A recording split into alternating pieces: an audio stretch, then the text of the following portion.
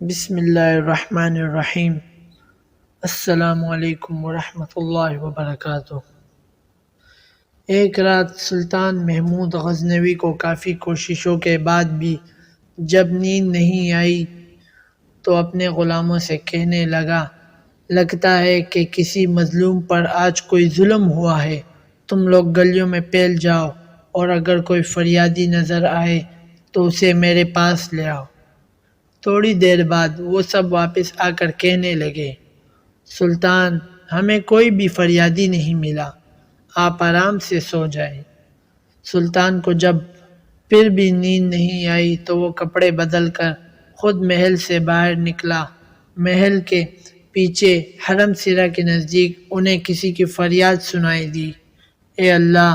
سلطان محمود اپنے مصائبوں کے ساتھ محل میں عیش و عشرت کی زندگی گزار رہا ہے اور محل کے عقب میں مجھ پر یہ ظلم توڑا جا رہا ہے۔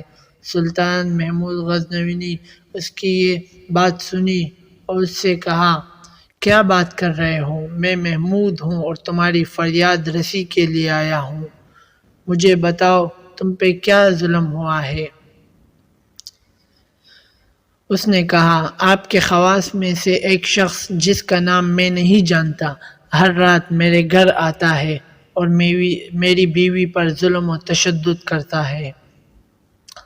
سلطان نے پوچھا، اس وقت وہ کہاں ہے؟ اس نے کہا، شاید وہ اب چلا گیا ہو۔ سلطان نے کہا، دوبارہ جب وہ آئے تو فوراً آ کر مجھے اطلاع کر دو۔ پھر سلطان نے اسے محل لے جا کر دربار کو وہ شخص دکھایا اور کہا کہ جب بھی یہ شخص دربار آئے تو سیدھا اسے میرے پاس پہنچا دو، اگر میں نماز کی حالت میں بھی ہوں تو پرواہ مت کرو۔ اگلی رات وہ شخص سلطان کے پاس آیا اور بتایا کہ وہ شخص اس وقت اس کے گھر میں ہے۔ سلطان اسی وقت تلوار ہاتھ میں لیے اس شخص کے ساتھ چل پڑا۔ جب اس کے گھر کے قریب پہنچا تو اس سے کہا کہ گھر کے سارے چراغ بجھا دو۔ پھر اندھیرے میں ہی اس کے گھر میں گھس کر اس شخص کا سر تن سے جدا کر دیا۔ پھر سلطان نے حکم دیا کہ چراغ روشن کر دو۔ اس شخص کا چہرہ دیکھا اور سجدے میں گر پڑا۔ پھر گھر کے مالک سے کہا، اگر کچھ کھانے کو ہے تو لے آؤ، مجھے بہت سخت بھوک لگی ہے۔ اس نے کہا، آپ جیسا سلطان مجھ جیسے غریب کے گھر کھانا کھائے گا؟ سلطان محمود غزنوی نے کہا، جو کچھ بھی ہے لے آؤ۔ وہ شخص ایک سوکھی روٹی اٹھا لایا جسے سلطان نے بڑی رغبت سے کھایا۔ وہ شخص سلطان سے پوچھنے لگا کہ چراغوں کو بجھانا، سجدہ کرنے اور روٹی طلب کرنے کے پیچھے آخر کیا ماجرا ہے؟ سلطان نے فرمایا، میں نے جب تمہاری داستان سنی تو سوچا کہ میرے سلطنت میں ایسا ظلم کرنے کی ہمت تو صرف میرے کسی بیٹے کو ہو سکتی ہے۔ اندھیرا کرنے کو اس لیے کہا تھا کہ پدرانہ شفقت میرے انصاف کے راستے میں حائل نہ ہو جائے۔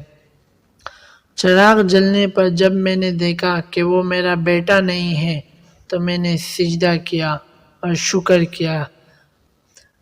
کھانا اس لیے مانگا کہ جب سے مجھے تمہاری مصیبت کا علم ہوا ہے میں نے اللہ کے سامنے قسم کھائی تھی کہ جب تک تمہیں انصاف نہیں مل جاتا میرے اوپر روٹی حرام ہے۔